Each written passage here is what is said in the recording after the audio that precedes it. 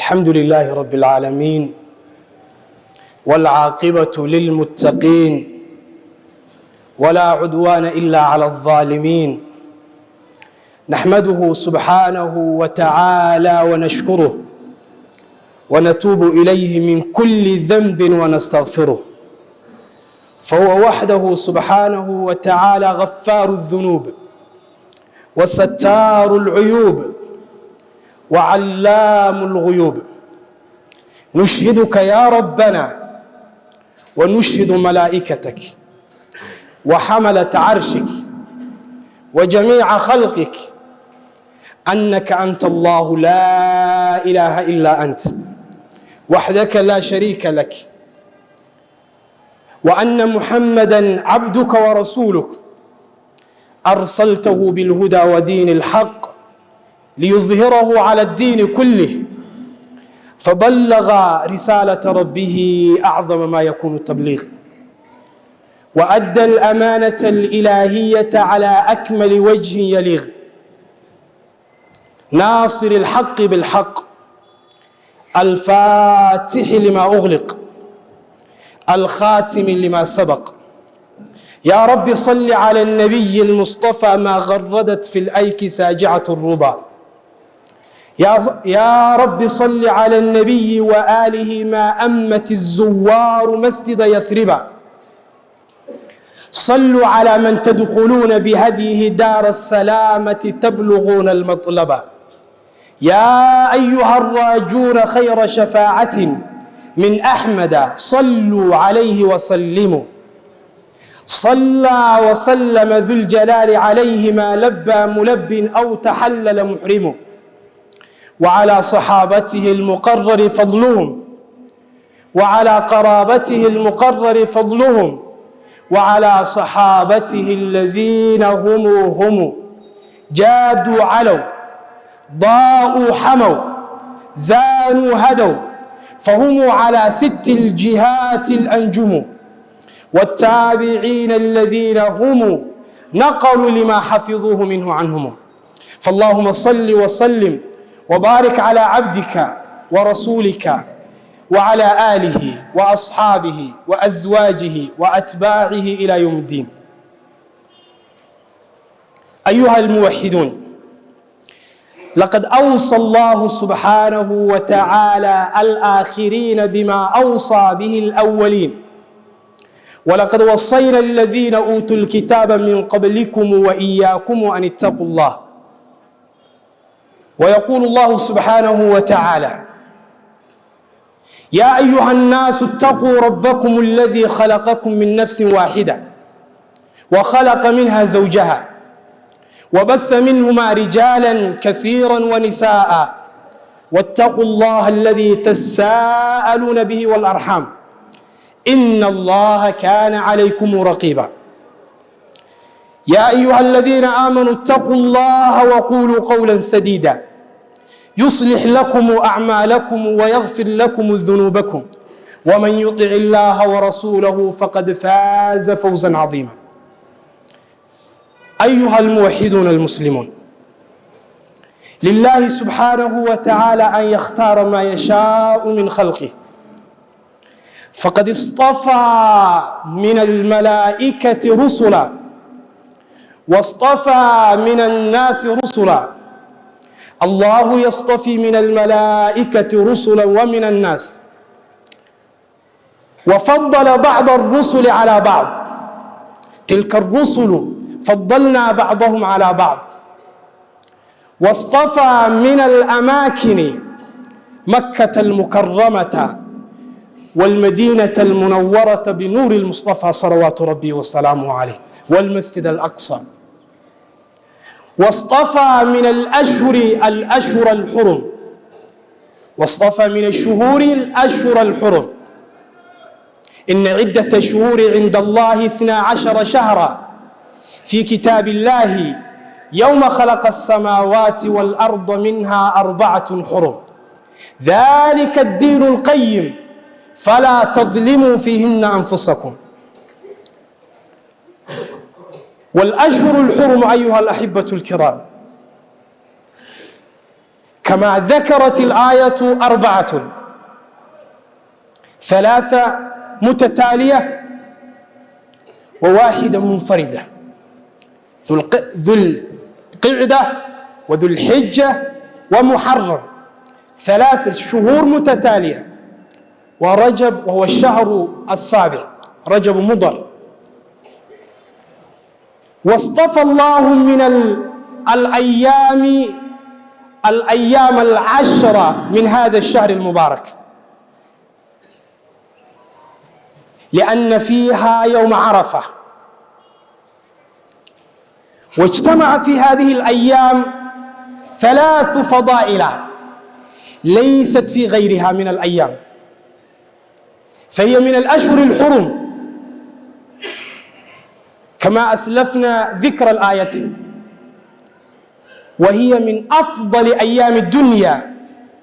فقد روى البخاري في صحيحه بسنده عن ابن عباس رضي الله عنهما أن رسول الله صلى الله عليه وسلم قال: ما من أيام العمل الصالح فيها أحب إلى الله من هذه الأيام، يعني أيام 10 من هذا الشهر.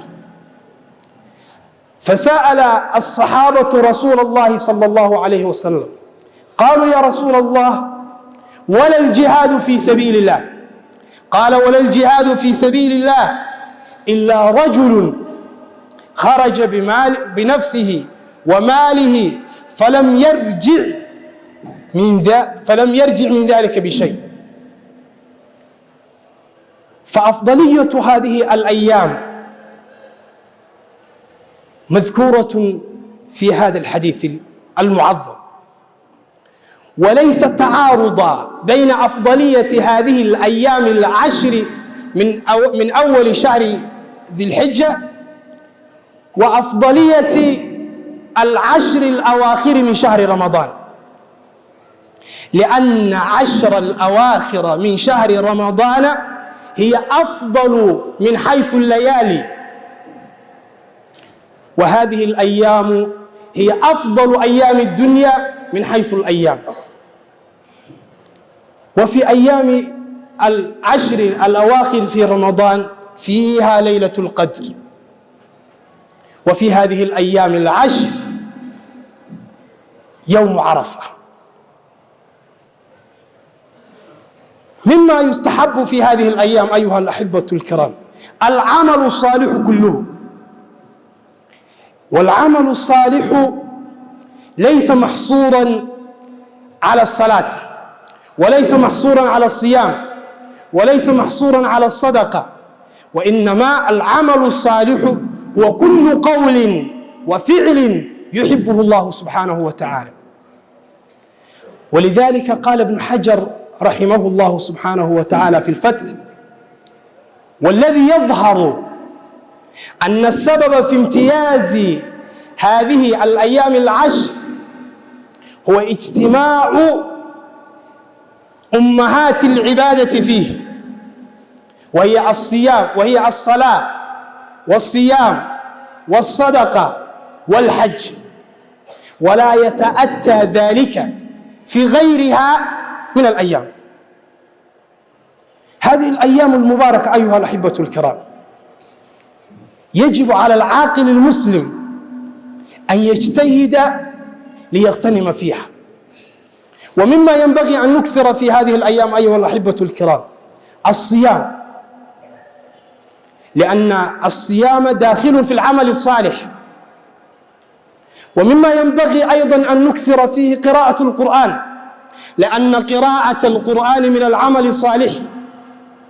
ومما ينبغي أن نكثر فيه أيضا الاستغفار والأذكار والإحسان إلى الجار وإماطة الأذى. كل هذه الأشياء أيها الأحبة الكرام من العمل الصالح. ولذلك روى إمام أحمد في مسنده أن رسول الله صلى الله عليه وسلم قال: ما من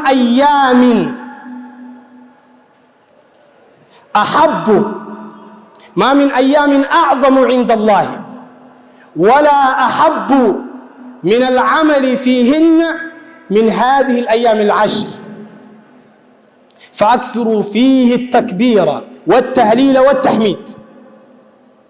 وحسن إسناد هذا الحديث الإمام أحمد شاكر رحمه الله تعالى. إذن أكثر من الطاعات ما يمكن أن تكثر. المهم أن لا تكون منشغلا بشيء لا ينفعك في دنياك ولا في أخراك. في هذه الأيام أيضا أيها الأحبة الكرام التي نحن في منتصفها يوم عرفة، ويوم عرفة من أفضل الأيام، ولذلك روى إمام مسلم في صحيحه بسنده عن أبي قتادة رضي الله عنه أن رسول الله صلى الله عليه وسلم قال: يوم عرفة، صيام يوم عرفة أحتسب على الله أن يكفر السنة التي قبله والسنة التي بعده. صيام هذا اليوم أحتسب على الله أن يكفر لي الذنوب في السنة التي قبل هذا يوم عرفة والسنة التي بعده. والتكفير السيئات الوارد في هذا الحديث إما أن يكون تكفير السيئات إذا اجتنبت الكبائر، وإما أن يكون معناه أن الله سبحانه وتعالى يعصم الإنسان من الأخطاء والآثام، فلا يعصي الله في هذه الأيام. إذن أيها الأحبة الكرام ينبغي أن نكثر الطاعات وأن نجتهد ونستعد ليوم عرفة. ومما ينبغي أن نكثر في يوم عرفة، ونسأل الله سبحانه وتعالى أن يتحفنا بالوصول إليه، الدعاء. فقد روى البيهقي في سنن الكبرى أن رسول الله صلى الله عليه وسلم قال: أفضل الدعاء دعاء يوم عرفة، وأفضل ما قلت أنا والنبيون من قبلي لا إله إلا الله وحده لا شريك له. فهذا اليوم أيها الأحبة الكرام يجب للعاقل أن يستعد لنفسه، وأن يحرص في صيامه، وأن يحرص في دعائه، وأن يحرص فعل الطاعات ليتقرب إلى الله جل في علاه. فإن كانت ليلة القدر مجهولة لنا فإن يوم عرفة معروف لدينا. فعلى العاقل المسلم أن يكون حريصا، لأن العمر قصير ولا يدري أحد منا هل سيقابل عرفة القادمة ولا العرفة القادمة في هذه السنة. فإذا مكنك الله سبحانه وتعالى في هذا اليوم العظيم فعليك أيها الحبيب أن تكون حريصا في جميع لحظاته، أن تسأل الله سبحانه وتعالى أن يغفر ذنبك وأن يدخلك في جنته. أسأل الله سبحانه وتعالى العظيم لي ولكم أن يغفر الذنوب وأن يستر العيوب، إنه ولي ذلك والقادر عليه.